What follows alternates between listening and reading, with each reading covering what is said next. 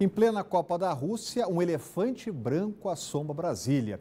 O estádio Mané Garrincha, que deveria ser um dos legados da Copa de 2014, custou mais que o dobro do previsto. Segundo o Ministério Público, boa parte do dinheiro foi desviada para uma organização criminosa. O Banco Cidade vem denunciando o descaso desde o último Mundial e atualiza essa situação agora. Uma reportagem de Alex Guzmão. Imponência, modernidade e o que era para ser um legado da Copa de 2014 e motivo de orgulho para Brasília, virou caso de polícia. O número de pessoas denunciadas pela Procuradoria da República daria um time de futebol com um reserva. Entre os 12 escalados pelo Ministério Público para responder à Justiça estão os ex-governadores José Roberto Arruda, do PR, e Agnello Queiroz, do PT, além do vice de Agnello, Tadeu Filipelli, do PMDB. Segundo a denúncia, o grupo montou uma organização criminosa para desviar parte dos recursos investidos no projeto. De acordo com a acusação, a licitação foi um jogo de cartas marcadas, em que o resultado não seria nenhuma novidade. Realmente já estava acertado que Andrade Gutierrez, junto com a Via Engenharia, seriam os responsáveis pelo consórcio da construção do estádio. Segundo as investigações, as propinas foram pagas durante a construção do estádio, que começou orçado em cerca de 700 milhões de reais e terminou em mais de 1,5 bilhão.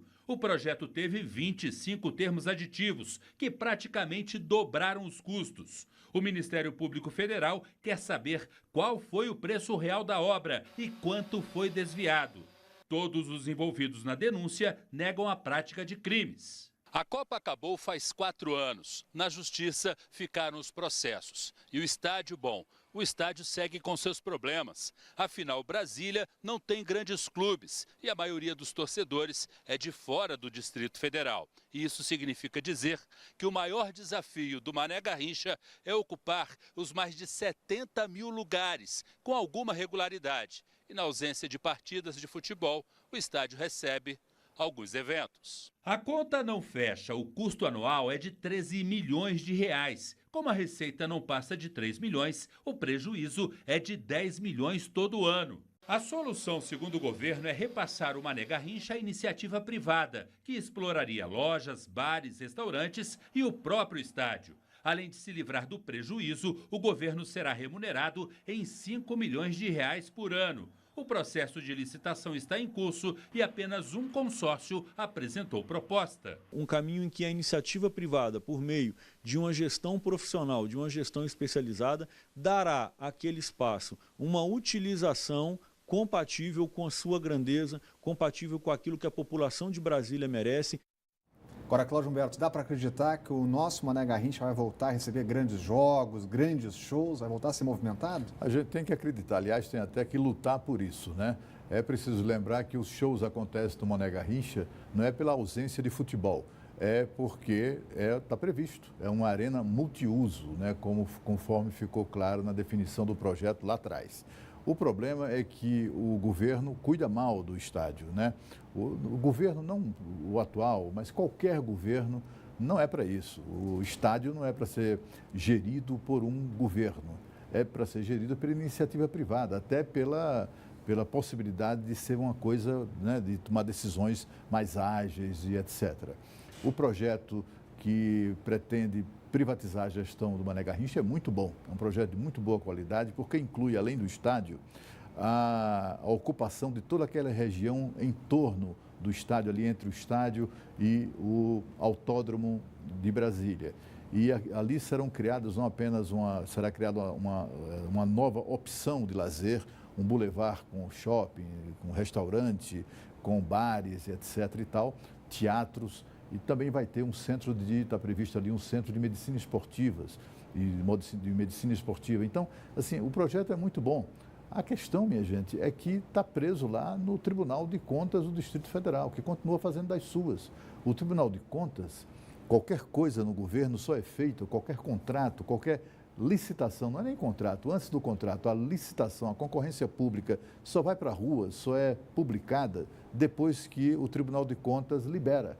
O Tribunal de Contas liberou a licitação dessa questão aí da privatização do Mané Garrincha e agora parou tudo, né? E, curiosamente, o conselheiro do Tribunal de Contas do Distrito Federal, que parou tudo e está sentado em cima do problema, dessa questão, é Paulo Tadeu, que era exatamente o principal secretário, o homem forte do governo que construiu o Mané Garrincha.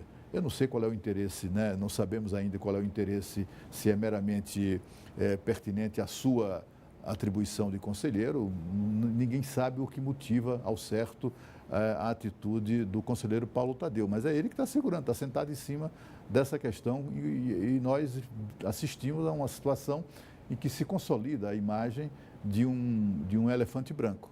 Agora, deixa de ser elefante branco quando se promovem shows. Nós não temos time de futebol, a reportagem está correta, mas nós temos torcedores ávidos por eventos esportivos.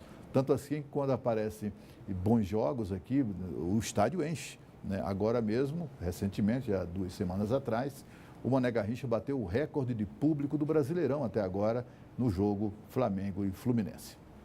E o recurso que pedia a liberdade do ex-presidente Lula foi arquivado pelo ministro Edson Fachin após o Tribunal Regional Federal da 4ª Região enviar o caso para o Superior Tribunal de Justiça e não para o STF. O julgamento do recurso estava previsto, marcado para amanhã, na segunda turma do STF. Condenado em segunda instância na Lava Jato, Lula está preso desde abril. E já a defesa do ex-presidente confirmou que vai recorrer das decisões do TRF4 e do próprio Supremo. E a Justiça Federal do Rio Grande do Sul homologou a delação premiada do ex-ministro Antônio Palocci. O acordo com o ex-homem forte dos governos petistas foi fechado com a Polícia Federal. A gente volta a falar ao vivo com a Renata Dourado, até porque Antônio Palocci tem muito a falar, né, Renata? Tem, Rodrigo. A grande expectativa é o que ele vai falar, né? Então, esse acordo ele foi homologado pelo Tribunal Regional Federal da 4ª Região, foi feito pela Polícia Federal. A gente lembra aqui que na última quarta-feira o Supremo Tribunal Federal autorizou, na verdade, havia essa dúvida, né? O Ministério Público Federal estava questionando se os delegados de polícia teriam autonomia de firmar o acordo de delação e o Supremo entendeu que sim, e foi exatamente isso que aconteceu. Então, esse acordo foi firmado com a Polícia Federal. Esses depoimentos prestados pelo ex-ministro da Fazenda foram colhidos em abril, mas o teor, o conteúdo que ele disse, segue em sigilo. Antônio Palocci foi um homem forte, tanto do governo de Lula quanto do governo de Dilma, então certamente ele sabe muita coisa aí, mas há uma expectativa também, desde que ele demonstrou esse interesse em firmar esse acordo de delação premiada, fala-se que Antônio Palocci teria muito também a esclarecer sobre o papel das instituições financeiras em todas essas ilegalidades, pagamento de propina, qual era o papel dos bancos nesse sentido. Então, há uma expectativa de que ele fale também, além de outras irregularidades aí no governo, esse papel das instituições financeiras, esse papel dos bancos com relação a isso. Ele foi condenado a 12 anos de prisão e está preso, cumprindo essa sentença desde setembro de 2016. E por falar em Lava Jato, saiu hoje uma outra condenação do juiz Sérgio Moro no âmbito da Lava Jato. Então, ele condenou o ex-gerente da Transpetro, José Antônio de Jesus, o empresário Luiz Fernando Nave e o engenheiro civil Adriano Silva Correia. As penas variam aí de 3 a 12 anos de prisão. Os três foram alvos da 47ª edição aí, fase da Operação Lava Jato, deflagrada em novembro de 2017, que investigou exatamente irregularidades na Transpetro,